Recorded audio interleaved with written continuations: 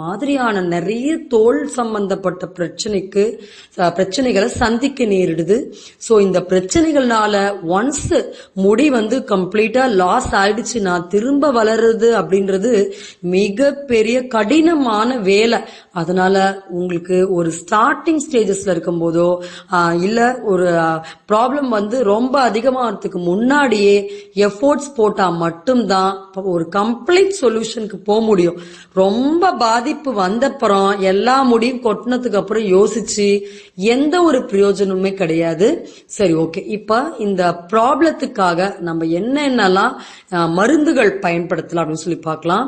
முதல்ல அந்த பொடுகு கட்டுப்படுத்துவதற்கு எனக்கு வீட்டுல தயார் பண்ற மருந்து வேணுங்கிறவங்க இப்ப நம்ம சொல்றத வீட்டுல ப்ரிப்பேர் பண்ணிக்கோங்க.